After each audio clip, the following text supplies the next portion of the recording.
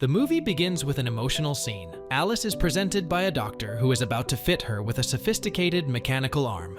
However, Alice is apprehensive about her father, Adam, seeing her with this new prosthetic, leading him to step out of the room. The doctor proceeds with care, meticulously attaching the artificial limb to her existing arm. Once the arm is securely fitted, the doctor encourages Alice to test it by picking up a cylindrical object. He explains that the prosthetic is thought-operated, a cutting-edge technology. However, Alice's initial attempt is unsuccessful, as the object slips from her grasp and falls. Frustrated and overwhelmed, Alice requests to have the arm removed. The doctor, trying to reassure her, emphasizes the importance of patience and practice. He leaves Alice to discuss her progress with Adam, who expresses his own concerns about the psychological impact of the prosthetic on his daughter. The doctor assures Adam that Alice will eventually adapt. In the meantime, Alice, wanting some comfort, requests to see her mom. She cautiously opens a door, hiding her mechanical arm, revealing a white wolfhound named Beatrice, whom she affectionately refers to as her mother. Beatrice, equipped with a speech-generating device, initially reacts negatively to the new arm's unfamiliar scent. Alice uses her saliva to mark the prosthetic, hoping to make it more acceptable to Beatrice. Later, Alice and Adam work together on mastering the use of the mechanical arm. Alice succeeds in lifting a cylinder, but quickly grows disheartened when she struggles with the next. Rejecting her father's encouragement, she knocks the cylinders off the table in a moment of frustration. Deciding to take a break, Alice goes for a walk with Beatrice, but not before rejecting Adam's correction about Beatrice not being her mother. Hurt and angry, Alice asserts her hatred for her father, leaving Adam to contemplate her words. During their walk, Alice and Beatrice stumble upon a mysterious black metal cube in the woods. The cube reacts to Alice's touch, opening a square hole. Curious, Alice reaches in with her normal hand and retrieves a handwritten note. The message is cryptic, warning they are not to be trusted. Intrigued by the familiar handwriting, Alice later discovers it matches her own, sparking a sense of intrigue and mystery. The plot thickens as Adam encounters two injured teenagers in the woods, Erica and her mute younger brother, Paul. Bringing them back to his home, Adam tends to Erica's wounds by a small pool. Alice, upon hearing her father's calls, hesitates to approach upon seeing the strangers. Erica, recovering from her injuries, reveals a harrowing story of being attacked by her boyfriend David during a picnic gone wrong. Erica and Paul, orphans from the town, find shelter with Alice and Adam for the night. As the siblings settle in, Erica comforts Paul and ponders their safety from David. The conversation takes a turn when Erica inquires about Alice's mechanical arm, only for Beatrice to remark carelessly about Alice's dress. Erica ushers Beatrice out. However, Beatrice confides in Alice her suspicions about the siblings, a sentiment Alice shares, setting the stage for the story. A moment of alarm arises when Beatrice, the white wolfhound, notices something unsettling outside the house. Alice, too, catches a glimpse of this mysterious figure and promptly alerts her father, Adam. Concerned for their safety, Adam hastily arms himself with a kitchen knife. However, when they peer outside, the mysterious figure has vanished, much to their bewilderment. This incident coincides with the arrival of Erica and Paul, who are equally startled. Adam attempts to reassure everyone, but Erica remains skeptical of the situation. The following day marks a turning point for Alice. She allows Adam to attach the mechanical arm, demonstrating a growing acceptance of her new reality. She also suggests to her father that Erica and Paul could extend their stay for another day, a proposal Adam considers thoughtfully. Later, in a moment of bonding, Paul helps Alice with a task involving the cylindrical objects. Alice successfully picks up the first cylinder, earning a smile from Paul. However, her failure with the second cylinder frustrates her, leading to a stormy exit. In a compassionate gesture, Paul grasps her hand, guiding her gently with the cylinder, showing no fear of her robotic limb. As they progress, Alice struggles with the third cylinder, her frustration mounting. Paul rushes to console her with a hug, but Alice, suspecting Erica's presence with Adam, abruptly ends the embrace. Her suspicions lead her to Adam's room, where she discovers him intimately caressing Erica's face. This sight deeply upsets Alice, who confronts Adam about his behavior in front of Beatrice. Alice harbors a belief that her father transformed her real mother into Beatrice, and similarly altered her with the mechanical arm. Adam, recognizing his daughter's lingering grief, apologizes. However, Alice remains convinced of her distorted reality, prompting Adam to reveal a painful truth: he was responsible for her mother's death.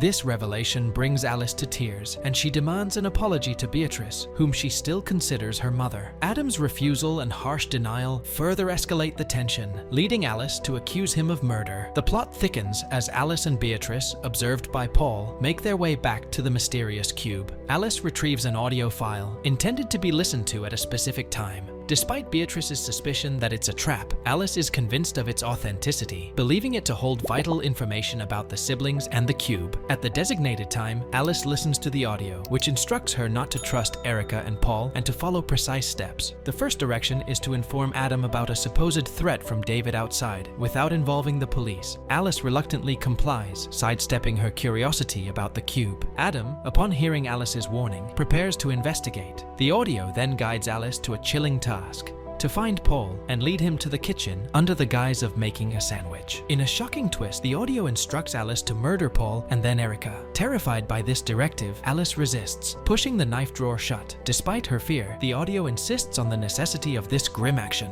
claiming it's the only untried solution to a recurring tragedy. As the story unfolds, Alice faces a harrowing decision, torn between the instructions of the audio and her own moral compass. In the intense progression of the story, a crucial scene unfolds in the kitchen, where Alice is struggling to open a bread bag with only one hand. Paul, noticing her difficulty, attempts to help, but Alice, conflicted and distracted, rebuffs him. Despite her resistance, Paul approaches her as she reaches for a knife, a gesture that causes Alice's hand to tremble with the weight of her intentions. She hesitates, torn between the voice's sinister commands and her own conscience, and in this moment of vulnerability, Paul kisses her, breaking the tension. Erica, entering the scene, notices Alice wearing earphones and demands to know what she is listening to. Alice, evading her question, offers Erica a sandwich instead, which Erica declines as she leaves to look for Adam. Alice, unable to follow through with the violent instructions from the audio, claims ignorance about Adam's whereabouts and walks away, deeply conflicted. As the evening sets in, the household settles down, but not for long. Paul sneaks out of their room, followed by Beatrice. Erica, annoyed, drags Beatrice away by the collar. In a shocking turn of events, Paul secretly allows a masked man to enter the house by keying in the passcode. Meanwhile, Erica lures Adam out of his room, only for the masked man to appear behind him and brutally slit his throat, leaving with Erica and Paul. When Alice awakens, she is greeted by the horrific sight of her father lying on the floor, lifeless and covered in blood. Overcome with grief, she touches the blood in disbelief, then rushes to find Beatrice. To her utter despair, she finds Beatrice's lifeless body, leading to a heart-wrenching scream of agony from Alice. The next day, haunted by the realization that the audio from the cube had forewarned her about this tragedy, Alice rushes into the woods, desperately seeking answers from the cube. Initially unresponsive, the cube finally opens, revealing a space large enough for her to crawl into. As she enters, the cube closes, enveloping her in its mystery. Elsewhere in the woods, a disturbing scene unfolds as David violently assaults Erica, unaware that Alice, seemingly from the future, is recording them from afar. She leaves, knowing that Adam will soon discover the siblings. That night, the future Alice watches from the bushes as the present Alice leads Adam outside. The following day brings a startling encounter as the present Alice, identifiable in a dark blue shirt, listens to the audio. The future Alice uses an app connected to Beatrice's collar to create a diversion, drawing the present Alice back inside. Recognizing each other by the prosthetic arm, the present Alice chooses to trust her future self. In the piano room, the future Alice deceives Adam about a threat outside, echoing the past. Unlike before, she embraces him before he leaves. She then leads Paul into the kitchen, but this time, she allows him to help her. In a moment of grim resolve, Alice stabs Paul in the neck. Erica enters, finding her brother dead,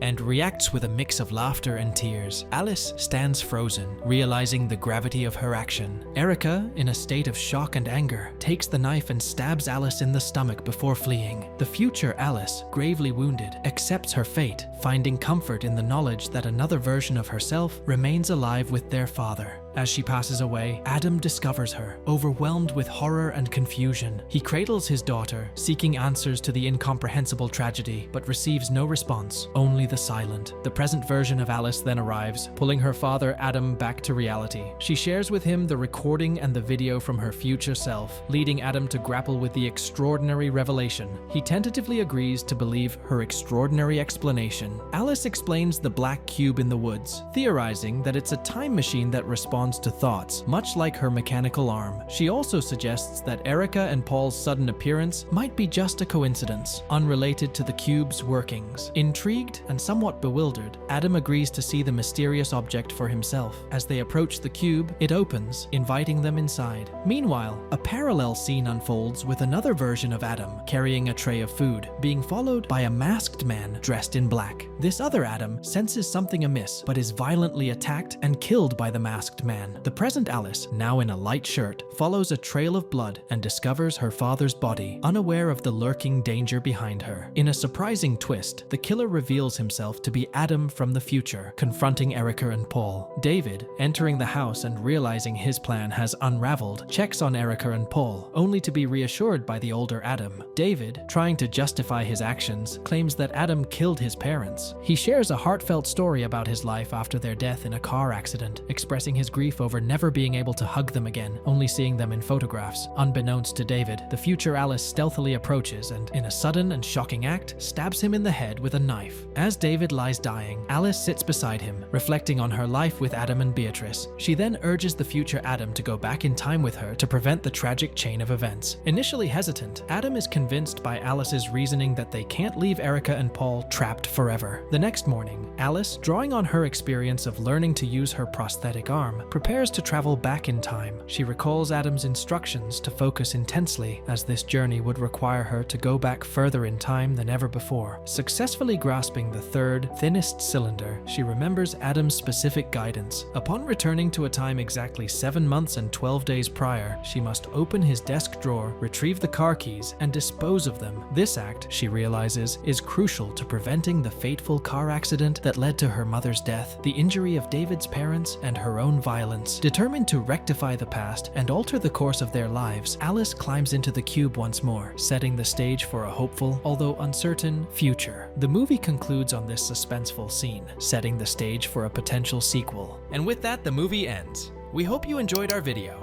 Watch the next recaps on the screen, and don't forget to subscribe for more amazing recaps. See you in the next one.